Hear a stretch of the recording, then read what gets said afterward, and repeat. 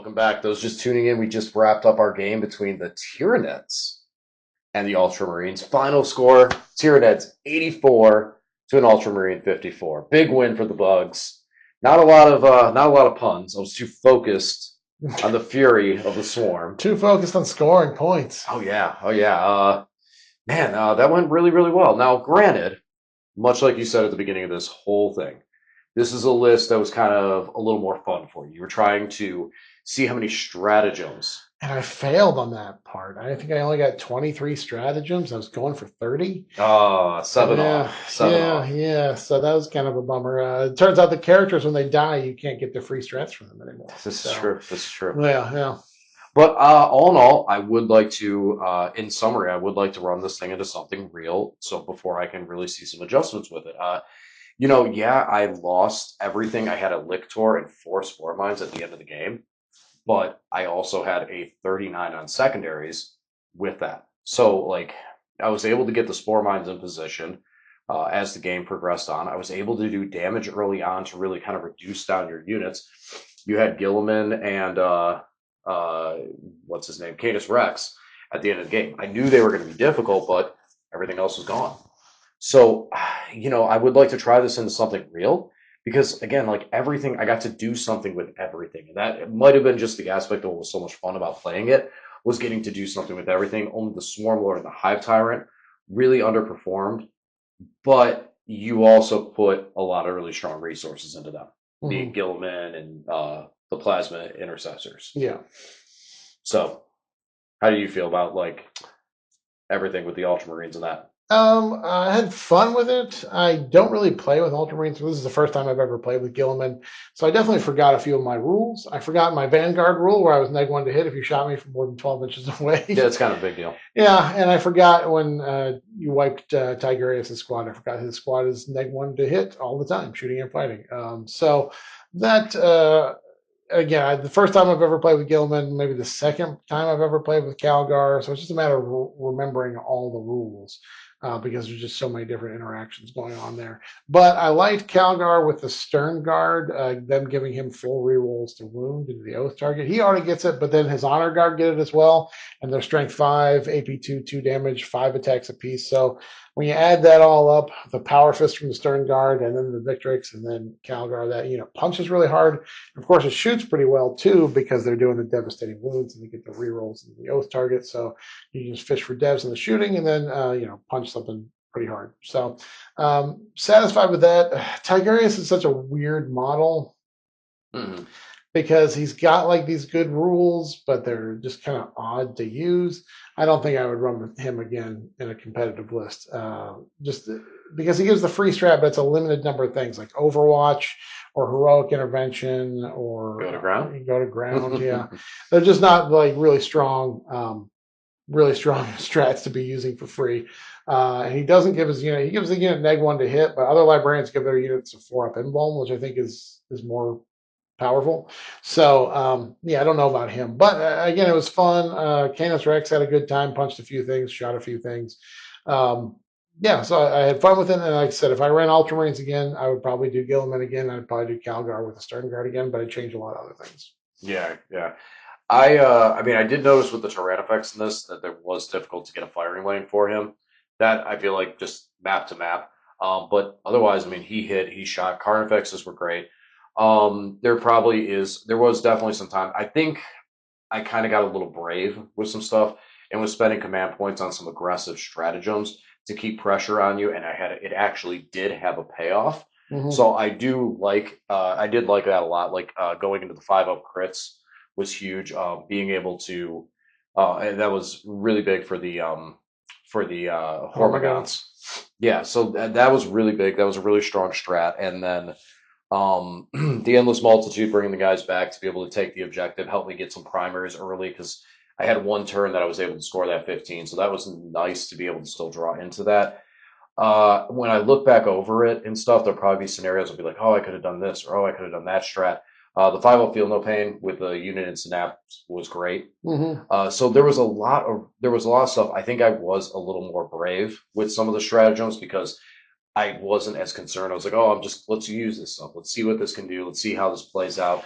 And I think I did get a lot of payoff from those, especially with like again the critting strat and the fight on death. The fight on death was huge. I mean, you killed 12 and I got like 8 that were able to come back and Hmm. smack. So there was a lot of bravery in those things that may have not been, they were like high risk, high reward. That, had I only rolled like 3, well, then that stratagem would have been not as useful at that time. But it still, like, there was a lot of power behind those hits. So again, I would not mind giving this thing a second try before starting to make some changes and some cuts. And I know there was some, I was considering because there was someone mentioned in the comment section about the Carnifexes and saying, oh, you got to go over the Death Spitters, the Overwatch, the AP2, even though 1 damage, AP2, so many shots plus the sustain, and I can see that it's 24 shots per for the Carnifexes, and you can actually, I think it's 40. I think it's 24 for the squad. I have to look at it again, but it's a lot of shots plus the sustain plus the rerolls for Old One Eye. That's just a massive Overwatch threat. Hmm. But man, those Venom cannons found their homes. Just being able to be like, yeah, that's a lot of shots. Strength 7, AP2, 1 damage. But the Venom cannon, strength 9, AP2, flat 3 damage. We're just picking up Marines all day. Yep. And I love that. I love that aspect of it. I love being able to just shred through things like that. And I don't know, I really like the Venom cannons a lot. I was very happy with those.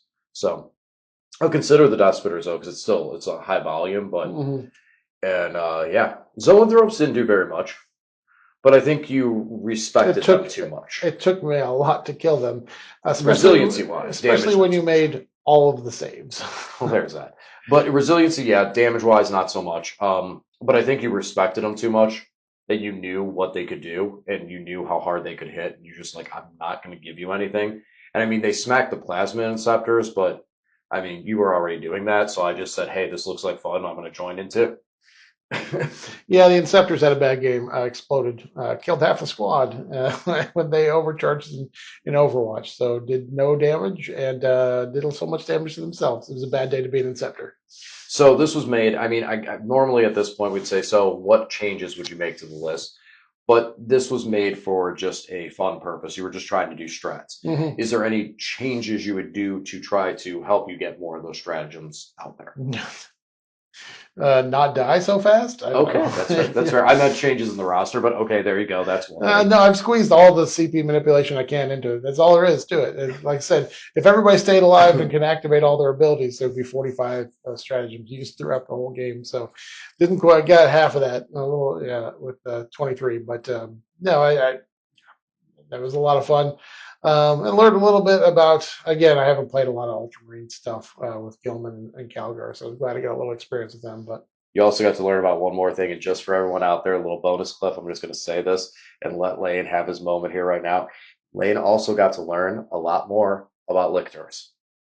yeah, I don't understand how GW creates the lictor and then points it at 60 points. There was a moment in So time. it infiltrates, it has loan up, it also has fight first, and it has precision.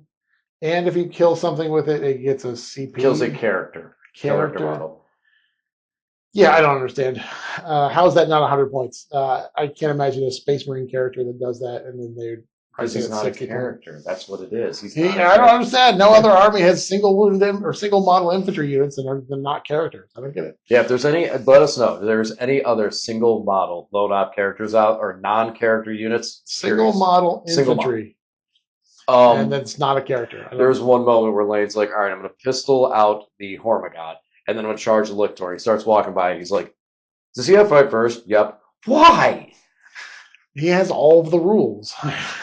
Yeah, Lictor was really good, and I'm glad. I was where his positioning was is to go into your deployment zone and score those points for me. And I stop and look at it. This is one thing that Lane and I constantly, constantly are repeating to each other, so we don't make this mistake in a tournament when we have behind enemy lines. So granted, behind enemy lines was a fixed secondary for me, but behind enemy lines, one unit scores 3 points. that second unit only gets you one more point. Yeah. So it's constantly something that we're kind of reminding each other and just always saying it every time we do behind enemy lines. We're like, is this really worth one point to lose this unit? At that Hmm. point in the game, it wasn't. And obviously, because of how much the Lictor did and how he went in there, took out the Marine squad, held the objective, and he did behind enemy lines later in the game, in a sense. I mean, I have the Spore over there, but yeah. So definitely now I'm considering getting that new Biowar model after how much. I mean, I can see why people like the Biowar. That was very easy to just like, okay, now you have other things to deal with. I'm just going to start keep putting spores in the corners. Yeah, So yeah. Didn't have enough units to really deal with those. I didn't have very many small units for scoring purposes, so I'm glad I had the extra CP because I used the new orders strat maybe 3 times in the game. So, right. but didn't have enough units to put stray shots into spore mines.